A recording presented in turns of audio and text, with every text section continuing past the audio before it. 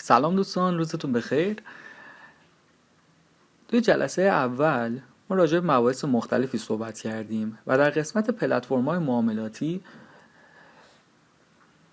بهتون گفتم که ما برای بک تست گرفتن فعلا از سایت گوچارتینگ استفاده می‌کنیم که کاملا رایگان هست. توی این ویدیو میخوام نحوه بک تست گرفتن و روی سایت گوچارتینگ رو بهتون آموزش بدم. اول که وارد سایت میشیم با این صفحه روبرو میشیم. تو این قسمت ساین رو میزنیم برای ثبت نام. حالا شما میتونید اینجا از طریق جیمیل یا اپل آیدیتون ثبت نام کنید. من قبلا ثبت نام انجام دادم، وارد حساب میشم. در این قسمت نماد مورد نظرمون رو جستجو میکنیم. نمادها هم همونطور که توی جلسه اول گفتم، به عنوان مثال توی جفت ارزها یورو به USD قیمت یورو رو ما بررسی میکنیم. قیمتش رو نسبت به ارزشش رو نسبت به دلار میسنجیم. ارز اول ارز پایه بیس کورنسی و ارز دوم ارز مظنه یا ارز قیمت گذاری شده یا کویت کورنسی هست. توی نمادها به عنوان مثال نماد طلا، قیمت طلا رو قیمت اونس جهانی ارزشش رو میسنجیم به دلار. و حالا همینطور میتونه تو بازار سهام باشه، بازار کریپتو، هر بازاری که انتخاب کردیم و اینجا میخوایم بک تست بگیریم، وارد میکنیم. خب ما کی رسیدیم به مرحله بک تست؟ طبق همون مسیری که جلسه اول خدمتتون عرض کردم.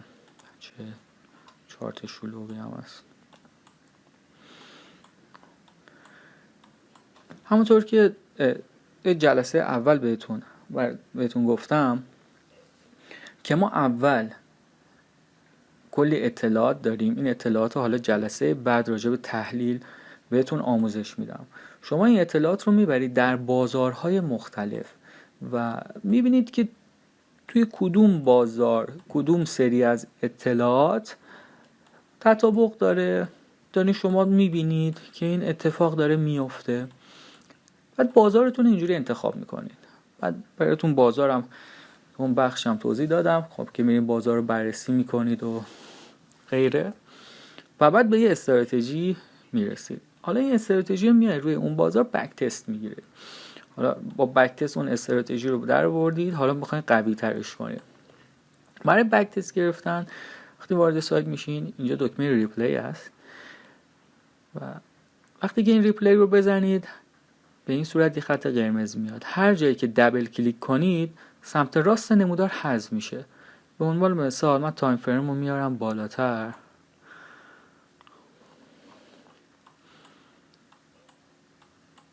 تا یه حد میتونیم به گذشته بازار دسترسی داشته باشید. به عنوان مثال در اینجا دبل کلیک میکنم، ریپلی، دبل کلیک، سمت راست نمودار حذف میشه. خب میرم یک ساعته. حالا میخوام از استراتژیمون بک تست بگیرم. قیمت طلا الان 2850 ایناست.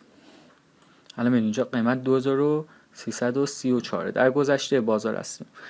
اینجا میخوام نحوه بک تست گرفتن رو بهتون بدم. اصلا بک تست چه فایده ای داره؟ من چرا بخوام بک تست بگیرم؟ من که استراتژیمو دارم. خب میام رو لایو بازار امتحانش میکنم. ما با بک تست گرفتن استراتژی خودمون رو بهبود میبخشیم. به عنوان مثال شما طبق استراتژیتون اینجا بهتون بای میده، همینجا وارد بای میشین.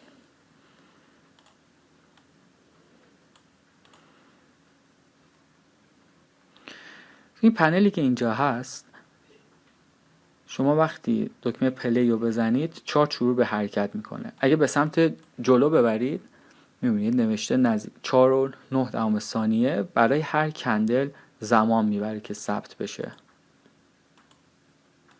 ببرین عقب‌تر، سریعتر این اتفاق میفته. خب الان شما میبینید طبق استراتژیتون اینجا الان اومد استاپتون زده شد و بعد میره تیپیتون زده میشه.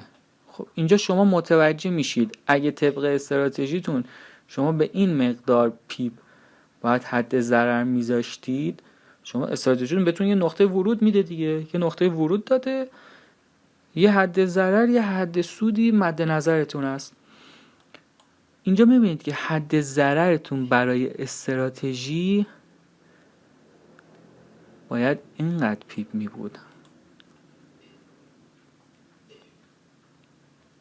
شما میرید 200 تا 300 تا 400 تا دیگه بک تست میگیرید، میبینید که طبق استراتژیتون حد اکثر نقطه ورودی که دارید چقدر شما رو وارد ضرر میکنه.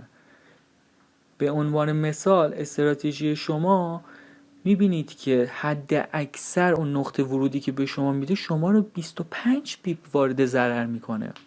خب شما اون موقع میدونید که نقطه ورودتون طبق این شرایطی که شما وارد بازار میشید همش بیشتر از 25 پیپ حد ضرر ندارید.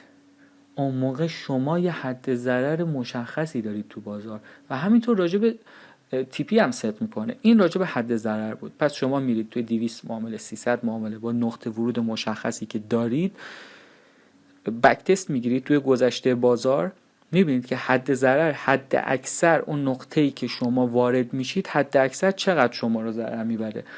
حالا یه بار میبینید اون نقطه وارد میشید دقیقاً روی شادو برمیگرده، شما 2 پیپ 3 پیپ میرید و میبینید در حد اکثر ترین حالت به عنوان مثال شما اینقدر پیپ، حالا مثلا به عنوان مثال میگم 25 پیپ داریم میرید، حالا اینجا قیمت رو میبینید 23 23 23 33 100 پیپ. به عنوان مثال شما میبینید در بیشترین حالت 100 پیپ من رفتم در ضرر. پس میدونم که وقتی 300 بار من بک تست گرفتم، 400 بار من معامله توی گذشته بازار انجام دادم و دیدم در بیشترین حالت من 100 پیپ رفتم داخل ضرر، پس میدونم استاپ من 100 پیپه. برای تیپی هم همینطور. برای حد سودم میبینم که حد سود من چقدره. میرم تو 200 تا معامله 300 تا معامله بررسی میکنم، میگم که حد سود من قبل از این که 50% یا 60% یا برگرده روی حد قسمت ورود معامله‌ام رو جایی که ورود کردم به معامله‌ام چند پیپ به من حداقل سود داده قبل از این که برگرده 50% 60% یا به نقطه بریک بین من. اینو میرم تو 200 معامله 300 معامله 400 معامله بررسی میکنم، میبینم قبل از این که بخواد برگرده 50% 60% یا برگرده به نقطه ورود من یا 50% 60% اصلاح بده، به این میزان پیپ، حالا مثلا اینجا میگیم 2350 2335 میگیریم یا 150 پیپ، میبینم توی 300 تا معامله حداقل به من 150 پیپ داده قبل از اینکه بخواد اصلاح کنه یا بیاد سمت بریک بین من. یادداشت میکنم اون موقع من از نقطه ورودم طبق اون شرایطی که استراتژی میگه در این نقطه بیا ورود کن، میدونم که من باید استاپمو بذارم 100 تا، حد سودم باشه 150 تا. حالا میتونید نکات دیگه هم بررسی کنید. چه نکات دیگه ای؟ نکاتی مانند این که وقتی که دفعه دوم اگه بیاد به سمت نقطه ورود من و نقطه ورود من رو تاچ کنه، اون زمان چند پیپ میره بالا. عنوان مثال در اینجا ببینیم دوباره به سمت نقطه ورودمون. خب اینجا دفعه دوم بررسی میکنیم، میگیم دفعه دوم اومد نقطه ورود من رو زد، چند پیپ رفت تو ضرر، چند پیپ رفت داخل سود. یادداشت میکنیم دیگه. شما جلوتر میتونید بررسی کنید دفعه سومی که برخورد کرد، دفعه چهارم.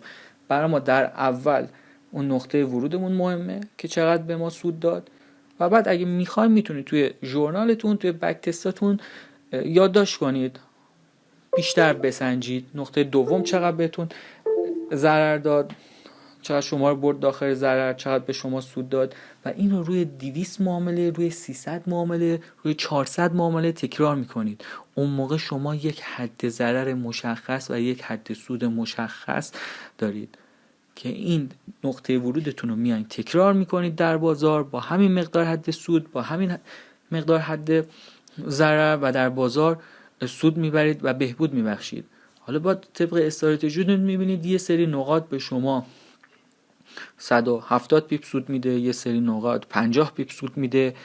نسبت به تنوع استراتژیتون هستش که حالا اومدیم توی جلسات بعدی ما میخوایم شما رو برسونیم به این استراتژی، یعنی کل مباحث دوره بر اینی که شما به یک استراتژی سودده برسید که به امید اون روز و حالا فعلا جلسه اول بود، این بک تستا برای جلسات جلوتره که من به شما تحلیل‌ها رو آموزش دادم، شما بازارتون رو پیدا کردید، به استراتژی رسیدید و میخواین حالا بیاین بک تست انجام بدید. سایت گوچارتینگ سایت رایگانه و طبق اون مسیری که براتون تعیین کردم ما فعلا نمیخوایم پول توی بازار ببریم.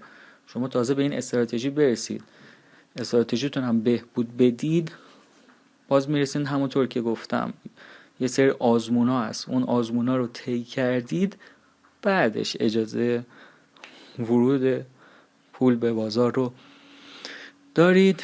به امید موفقیتتون.